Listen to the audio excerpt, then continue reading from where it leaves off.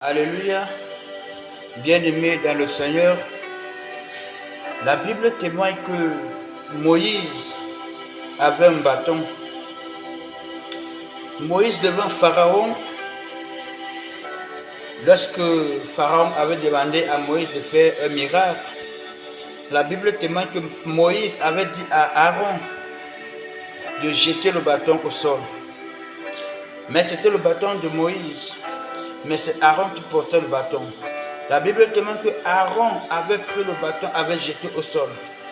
La Bible témoigne que le bâton que Aaron avait jeté au sol sous l'ordre de Moïse était devenu le serpent. La Bible témoigne que Pharaon avait demandé à ses magiciens, Janès et Jambres, de jeter également leur bâton. Ça s'est aussi transformé en serpent. La Bible témoigne que le bâton que Aaron avait jeté sous l'ordre de Moïse avait avalé les deux serpents de Janès et Jambres. Mais ce que je me veux parler aujourd'hui, c'est le même bâton de Moïse qui avait avalé le serpent de Janès et de Jambres. C'est le même bâton là que Moïse avait fendu la mer Rouge. Amen. La grande question qui est posée ici, est-ce que Moïse a opéré des signes et des prodiges, ou bien est-ce que la mer Rouge a été fendue avec la puissance occulte, accompagnée avec la puissance de Dieu? C'est ça la question. Parce que quelques personnes m'ont posé la question, mais pourquoi Dieu a permis que le bâton de Moïse, qui avait avalé les deux serpents, c'est le même bâton qui puisse diviser la mer Rouge, et c'est en Égypte. Quel est l'enseignement sur ça? Et en outre, dans la nouvelle dispensation, qu'est-ce que nous devons comprendre? Je bénis déjà l'Éternel des armées pour ce moment. Je vais le bénir encore pour l'inspiration qu'il est en train de me communiquer. Bien-aimé dans le Seigneur, c'est tout un mystère que nous allons commencer par décoder petit à petit. Le bâton de Moïse qui avale le serpent de Janès et Jambres, c'est le même bâton qui vient diviser la mer Rouge. Alléluia. Quel est l'enseignement derrière à notre dispensation? Qu'est-ce que nous pouvons comprendre? Est-ce que les miracles sont opérés aujourd'hui avec les puissances occultes? Loin de là. J'aimerais déjà attirer notre attention. Le bâton que Moïse avait, ou bien le bâton que Moïse et Aaron détenaient, mais c'était le bâton de Moïse, mais c'était Aaron qui détenait ça. Le bâton que Aaron avait jeté au sol sous l'ordre de Moïse. Ce bâton-là, il y a quelqu'un qui vient s'identifier. Il dit, je suis l'arbre de vie. Amen. Je suis l'arbre de vie. Il y a quelqu'un qui vient s'identifier en disant que il est le levier principal. Il y a quelqu'un qui vient s'identifier en disant que il est l'arbre vert. Amen. Il y a quelqu'un qui vient s'identifier dans le livre de Apocalypse chapitre 22, le verset 2. L'arbre qui est au milieu du jardin. J'aimerais nous dire ici que le bâton de Moïse, donc qui avait avalé la puissance, qui avait avalé le serpent de Janès et Jambres, c'est le même bâton là qui avait divisé la mer Rouge. Mais l'enseignement ici, on n'entre pas à Canaan. On n'entre pas à Canaan avec le miracle.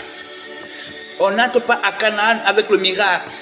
Le baptême, la traversée de la mer Rouge, c'est l'image du baptême. Mais bien aimé dans le Seigneur, le baptême par immersion au nom de Jésus-Christ, fait partie des pièces du puzzle. Moïse, face à la mer Rouge, qui est l'image du monde.